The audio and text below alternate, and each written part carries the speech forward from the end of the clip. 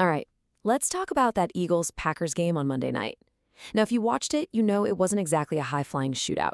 It was a slugfest. But honestly, underneath that low score was a fascinating story about total defensive domination, some serious offensive frustration, and, really, just one single spark that decided the whole thing. Let's get into it. So just to show you how absolutely bizarre this game was, you only need to see one thing: the scoreboard at halftime. Yep, that's a big old 0 for both teams. After a full 30 minutes of primetime football, nothing. We were watching a complete and total defensive stalemate. And look, this kind of thing just doesn't happen, especially on Monday Night Football. The last time a Monday night game was scoreless at the half was all the way back in 2009. No, yeah, we saw it a couple of times in 2023 and some Sunday games, but it's still a massive anomaly in today's offense-happy NFL. It really set the stage for a super tense second half. So how in the world did we get to that 0-0 score? Well, the first half of that equation was the absolute clinic put on by the Philadelphia Eagles defense. I mean, Vic Fangio's guys, who came in with just kind of middling stats, they decided they were going to be the stars of the show. And one analyst really put it perfectly. The Eagles were just suffocating. On every single level, they gave the Packers' offense zero room to breathe. From the D-line to the secondary, it was just a complete lights-out team effort. And you had some guys who were just absolute studs. Jalen Phillips in his Philly debut, unbelievable. 6 tackles, a fumble recovery, he was everywhere. Nolan Smith comes back from an injury and immediately gets a huge sack, and the rookie Jalex Hunt just keeps making big plays. As a unit, they held Green Bay to a season low in points and yardage, just a masterful performance. And you know when it really mattered the most? They delivered. Late in the fourth, game on the line, Packers are driving, and who is it? Phillips again, along with Reed Blankenship, blowing up the play to stuff Josh Jacobs for a huge loss on 4th down. That basically ended Green Bay's best shot right there. But Philly's dominant D is only one side of the coin, because on the other side, you've got some pretty serious questions for the Green Bay Packers, especially for a team that has Super Bowl hopes. And really, the story of the Packers offense this year is, well, it's the tale of 2 Jordan Loves. The difference is just staggering. In their wins, he's fantastic. 12 touchdowns, only 2 turnovers. But in their 3 losses, the whole offense just grinds to a halt. He's only thrown 2 touchdowns and has actually committed more turnovers. You just can't win with that kind of inconsistency. And this quote pretty much nails it. This is the heart of the problem for Green Bay. Their losses this year have all followed the exact same script.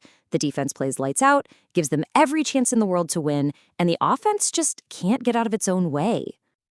So, this raises the obvious question, right? You've got 2 defenses just playing out of their minds. Neither offense can do anything for almost 3 full quarters. How on earth did the 0-0 tie finally get broken?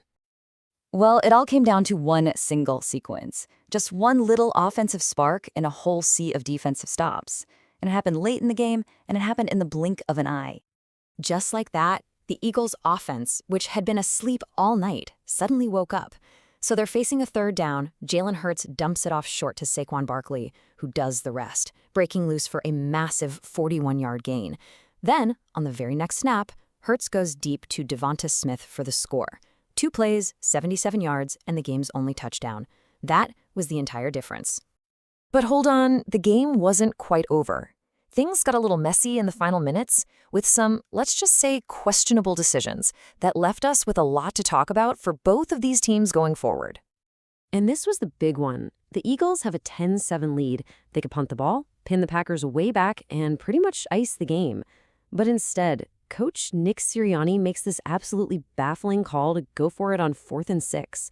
The pass falls incomplete, and all of a sudden, Green Bay has this unexpected final lifeline. So what happens? Well, Philly's defense had to bail them out one last time, forcing a super desperate long-range field goal attempt. And to say this was a long shot is an understatement. The 64-yard kick, as one writer put it, was just miserable. It wasn't even close. And with that, the Eagles survived. Man, and you just have to feel for the Packers' defense. I mean, the numbers tell the whole story. They hold the high-powered Eagles to a season-low 10 points. They force a super rare turnover. In fact, in all 3 of their losses this year, their D has given up 16 points or fewer. They did way more than enough to win, but it still wasn't enough. But hey, for the Eagles, an ugly win is still a win, and this one was valuable. They're now sitting pretty at 7-2 with a huge lead in the NFC East.